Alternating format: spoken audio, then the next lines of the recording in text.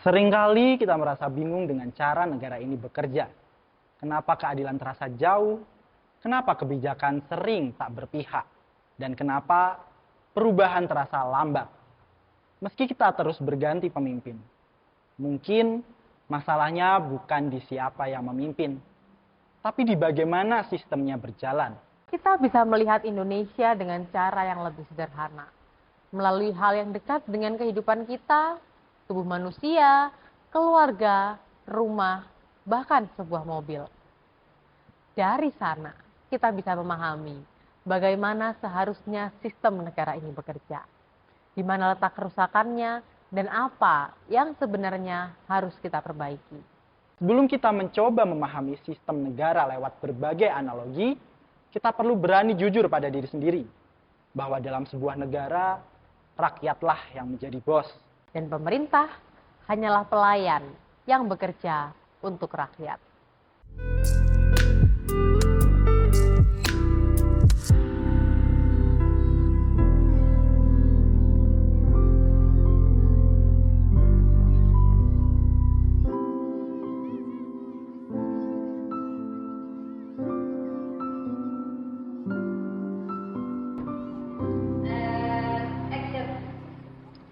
Memahami sistem negara lewat analogi tubuh manusia. Seringkali kita sulit memahami bagaimana sistem ketatanegaraan bekerja.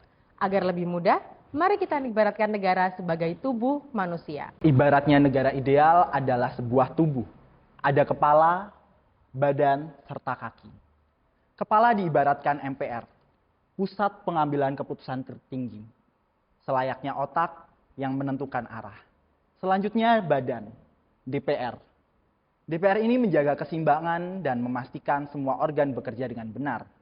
Kaki adalah presiden, sebagai menggerakkan tubuh sesuai keputusan kepala. Jika ketiganya bekerja dengan selaras, tubuh berjalan tegak. Begitu pula negara, di mana lembaga-lembaganya saling melengkapi demi kehidupan rakyat yang adil dan sejahtera. Namun setelah amandemen keempat UUD 1945, keadaan berubah. MPR memang masih diibaratkan kepala, namun matanya tertutup, tak lagi menjadi pusat kendali. DPR tetap berada di tubuh, tapi pengawasannya terbatas.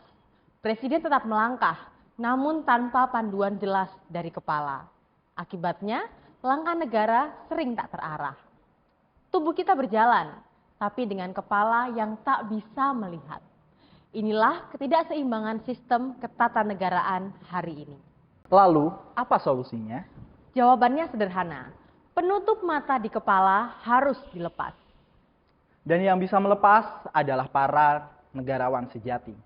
Tokoh-tokoh bijak yang lahir dari kalangan intelektual, tokoh-tokoh adat dan budaya, tokoh agama, TNI, dan Polri. Kalau kepala bisa melihat lagi, MPR bisa kembali berfungsi. Negara pun bisa berjalan menuju tujuan bangsa, yaitu keadilan sosial bagi seluruh rakyat Indonesia. Apakah cukup dengan mengganti presiden? Tentu saja tidak. Mengganti presiden tanpa membenahi sistem sama seperti mengganti kaki, tapi kepala masih tertutup. Kaki baru bisa saja lebih kuat, tetapi tetap akan tersandung.